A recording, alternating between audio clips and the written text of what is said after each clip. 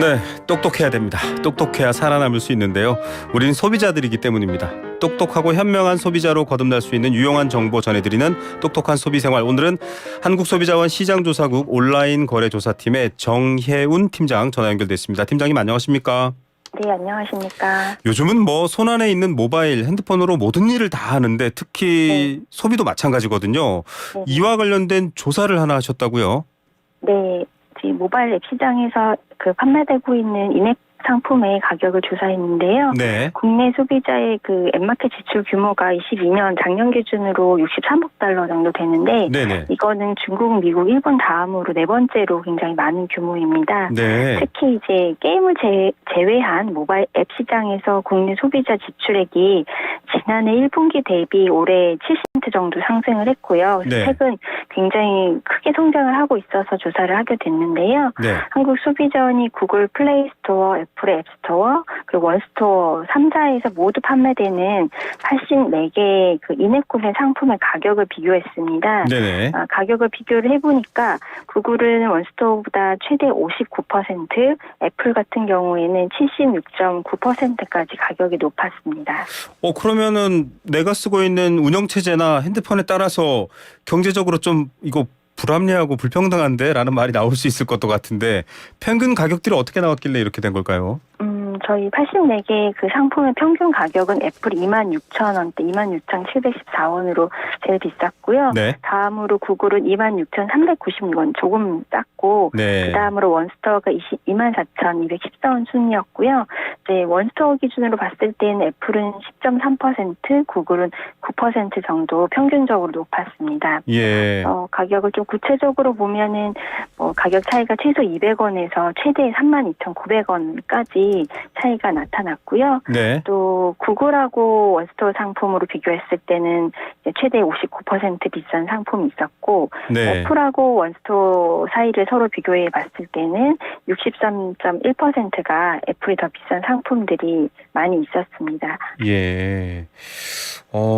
저도 사실은 아이가 이제 뭐 어떤 게임이나 교육 관련된 컨텐츠를 앱으로 받은 다음에 그 안에서도 추가로 결제해야 될 일들이 생기잖아요. 맞습니다. 예. 애플을 쓰고 있는데 어쩐지 돈이 많이 나간 것 같다 이런 생각도 들었습니다. 네. 그러면 좀 더 싼 데로 가서 구매하면 좋겠다 이런 생각하시는 분들 많을 것 같은데요. 그렇죠. 근데 이제 말씀하신 것처럼 애플 OS 사용자는 이제 구글 플레이 스토어나 원스토어에 접근을 할 수가 없고, 네. 또 안드로이드 OS 사용자는 애플 앱스토어에 접근을 할 수가 없잖아요. 네네.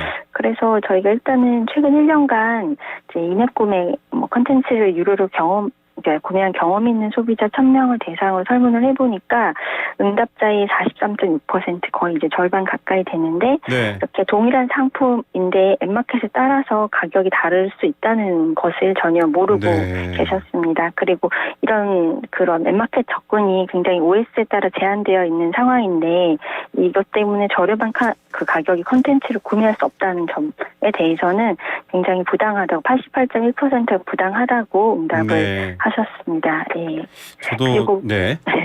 구글 플레이 사용자 같은 경우에는 이제 원스토어 앱을 재설치해서 좀 더 저렴한 앱을 구매가 가능하긴 하는데요. 네. 그래서 그거에 대해서도 여쭤봤는데, 안드로이드 OS 사용자 가운데 71.6%는 앱을 재설치하는 좀 번거로움이 있지만 저렴하게 구매할 수 있다면은 그렇게 구매를 하고 싶다는 의사를 말씀하셨습니다. 예.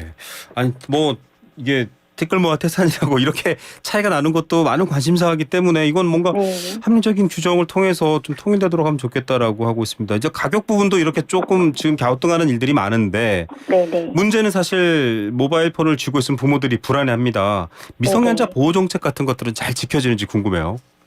일단 3사 모두 정책을 통해서 미성년자 보호 정책은 갖고 있습니다.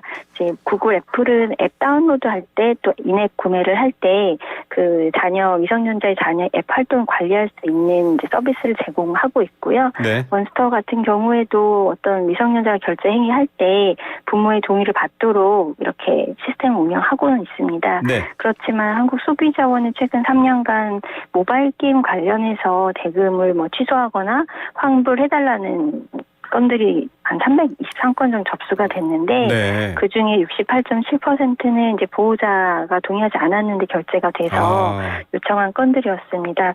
이런 점을 봤을 때는 미성년자 이용 계정에 대해서는 좀 인해 구매 결제 한도를 신설하는 등의 방법으로 추가적인 개선책이 좀 더 필요한 것으로 나타났습니다. 맞습니다. 가끔 뭐 뉴스 보면 뭐 어마어마한 금액을 결제한 사례도 네. 보도가 되는데 네. 이렇게 된 경우에 좀 환불받기가 쉬워야 되는데 네. 그런 정책들이 잘 안내가 돼 있습니까?